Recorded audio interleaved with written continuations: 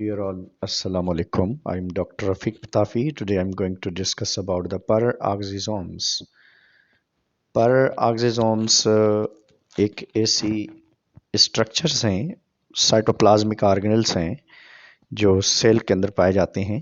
Peroxisomes microbodies भी कहलाते हैं और ये पंच की तरह, वेसिकल्स की तरह एंडोप्लाज्म रेटिकुलम से ओरिजिनेट होते हैं और ये oxidative enzyme such as catalase और urate oxidase, D amino acid oxidase, ये स्पेशल एंजाइम्स हैं जो स्पेशली पेरोक्सिसोम्स से रिलीज होते हैं या पेरोक्सिसोम्स जो हैं इनको जो है रिलीज करवाता है।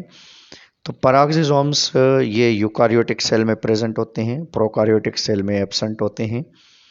और दूसरी बात ये कि ये प्लांट्स और एनिमल्स के अंदर पाए जाते हैं। इनका मेन फंक्शन तो मैं आपको बताता हूँ कि इनका मेन फंक्शन क्या है। वो है स्पेशली डिटॉक्सिफिकेशन के साथ भी ये जुड़े हुए होते हैं। पेरोक्सिसोम्स नाम जो रखा गया है पेरोक्सिसोम इस वजह से रखा गया है क्योंकि ये हाइड्रोजन पेरोक्साइड के साथ जो है ऑक्सीडेशन करवाते हैं या इसकी ब्रेक डाउन करवाते हैं। तो break down the fatty acids by means of process called beta oxidation. This major function is the peroxisomes.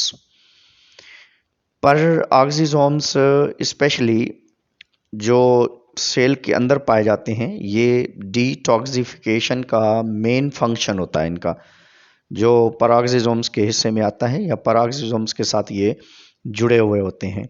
तो पेरोक्सिसोम्स का होना जो है लिवर और किडनी सेल्स के अंदर स्पेशली ये डिटॉक्सिफिकेशन के प्रोसेस को प्रोसीड करवाता है। और दूसरी चीज़ ये होती है कि ये पेरोक्सिसोम्स जो हैं मेटाबॉलिक रिएक्शंस के अंदर जो निकलने वाले टॉक्सिक सब्सटेंसेस हैं उनको भी बॉडी के अंदर या सेल के अंदर मेटाबोलाइज करता है, उनको ब्रेक करता है और उनमें से हाइड्रोजन पेरोक्साइड जो निकलता है उसको ब्रेक करता है in the presence of catalase, और वो वाटर और ऑक्सीजन के अंदर उनको जो है रिमूव करवाता है जो न्यूट्रल सब्सटेंसेस हैं। एक और चीज़ जो बेसिकली इसका काम है वो डिग्रेड द टॉक्सिक सब्सटेंसेस, जो मैंने अभी आपको बताया था, hydrogen peroxide and other metabolic by product by means of detoxification. A large number of peroxisomes are present in the liver cells, kidney cells, which is major organ for the detoxification. Hydrogen peroxide is formed from the poison, alcohol, drugs, unwanted substances which we eat intentionally or unintentionally, which enter the cells. Whenever hydrogen peroxide is produced in the cell, the peroxisomes are ruptured and oxidative enzymes are released. These oxidative destroy hydrogen peroxide and enzymes which are necessary for the production of hydrogen peroxides. तो hydrogen peroxide के जो molecules होते हैं उनको break किया जाता है water और ऑक्सीजन के फ्री रेडिकल में।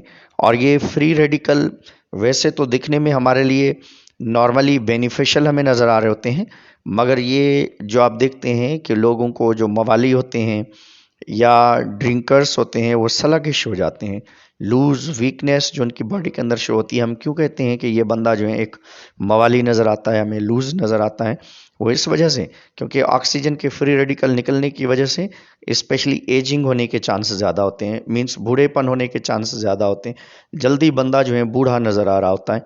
तो ये मेन प्रॉब्लम शो होता है बॉडी के अंदर हाइड्रोजन पेरोक्साइड के डिटॉक्सिफिकेशन से। वाटर तो बॉडी के अंदर यूटिलाइज हो जाता है, बाकी जो ऑक्सीजन है वो स्पेशली फ्री रेडिकल ऑक्सीजन जिसको हम कहते हैं कि आयन की फॉर्म में जो ऑक्सीजन होता है, वो आयोनिक फॉर्म वाला जो ऑक्सीजन होता है वो डेंजरस है। वैसे तो बेसिकली ऑक्सीडेशन करवाता है, मगर ज़्यादा फ्री रेडिकल्स बॉडी के अंदर प्रोड्यूस होने की वजह से बॉडी के अंदर ऑक्सीडेशन का प्रोसेस ज़्यादा होता है और स्टोरेज ऑफ मटेरियल कम होता है, तो जिसकी वजह से बॉडी के अंदर इन फ्री रेडिकल्स की अवेलेबिलिटी की वजह से बॉडी के अंदर स्पेशली जो हमारी स्किन है उसके अंदर रिंकल्स पड़ जाते हैं, डिपॉजिशन कम होती है, जिसकी वजह से बॉडी के अंदर जो है एक लूज एसोसिएशन, या हम कहते हैं कि एक जो है स्लगिश बॉडी स्ट्रक्चर नज़र आती है। और उसके बाद जो उसकी जो ड्रिंकर बंदा होता है, या जो है अल्कोहल के साथ साथ, या हम ज़्यादातर जो नींद की टैबलेट्स भी हम यूटिलाइज़ करते हैं, जो नींद की टैबलेट खाने वाले लोग होते हैं, उनकी बॉडी के अंदर भी प्रॉब्लम होने के चांसेस ज़्यादा होते हैं, क्योंकि वो भी बिफोर टाइम जो है बूढ़े हो जाते हैं। तो ये कुछ चीज़ है जो कंसर्न है डिटॉक्सिफिकेशन के लिहाज से। अब हम और आते हैं, form the major site of oxidation utilise in the cell और accelerate gluconeogenesis from the fat. ये बेसिकली कुछ बुक्स में, हमारे जो फर्स्ट ईयर इंटर का बुक है उसके अंदर इनको गिलऑक्सिज्म्स का भी नाम दिया जाता है, क्योंकि special type of peroxisomes that are known as glyoxysomes भी कहा जाता है उनको। और ये डिग्रेड करते हैं प्यूराइन टू यूरिक एसिड। तो ये प्यूराइन को यूरिक एसिड में भी कन्वर्ट करते हैं, और ये इसी तरीके से यूरिक एसिड फॉर्मेशन के भी ज़्यादा चांस होते हैं हमारी बॉडी के अंदर। Participate in the formation of melanin. Melanin एक शीट होती है जो न्यूरॉन्स के ऊपर पाई जाती है, उस मेलानिन शीट की फॉर्मेशन को भी ये सपोर्ट करते हैं। Play a role in the formation of bile acids, क्योंकि बेसिकली हमने इस जगह पे जो डिस्कस किया है कि ये एक तो oxygen utilisation, site of oxygen utilisation है, ग्लूकोजेनेसिस या फैट्स में से ग्लूकोजेनेसिस जब बनाए तो उसको आप पैराक्सिजोम गिलाक्सिजोम्स का भी नाम दे सकते हैं, और यूरिक एसिड की फॉर्मेशन में भी ये हमें सपोर्ट करते हैं। और मेलानिन शीट मैंने अभी आपको कहा कि ये जो न्यूरॉन्स होते हैं स्पेशली, इनके बाहर एक मेम्ब्रेन पाई जाती है, उस मेम्ब्रेन को हम मेलानिन शीट कहते हैं, जो इंसुलेटर का भी काम कर रही होती है और न्यूरॉन्स को कवर भी कर रही होती है, और ये एक इम्पॉर्टेंट चीज़ है। और दूसरा जो 7 नंबर पे आपको नजर आ रहा है, बाइल एसिड फॉर्मेशंस। बाइल में जो एसिडिक कंपोजिशन होती है उसको bile role in the formation of bile acids. जो बाइल की फॉर्मेशन हमारी ब्लड के अंदर होती है, जो नॉर्मली हम कहते हैं बाइल तो आरबीसीज के डेथ होने से बनता है, और बाइल जो है स्पेशली हमारी ब्लड के अंदर जब बढ़ता है तो उसकी वजह से जॉन्डिस होने के भी चांस होते हैं। और ये बाइल जो है स्पेशली 120 डेज जब हेमोग्लोबिन, या हम कहते हैं आरबीसीज के कंप्लीट होते हैं, तो हेमोग्लोबिन के ब्रेकडाउन से इस बाइल की फॉर्मेशन चांस होते हैं। और बाइल इंपॉर्टेंट भी है, क्योंकि बाइल वैसे तो ब्लड के अंदर अनवांटेड है, एक्सक्रिएटरी है, टॉक्सिक है, अगर नॉर्मल से अगर बढ़ जाए तो। अगर हमारे डाइजेस्टिव सिस्टम के अंदर आ जाए तो ये बेनिफिशियल भी है।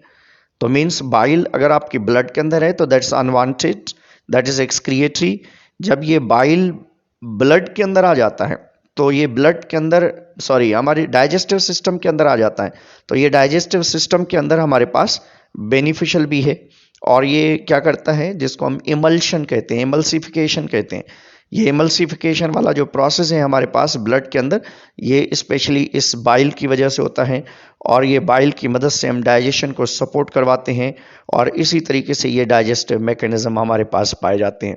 So thank you very much and keep watching my channel. I will be very thankful.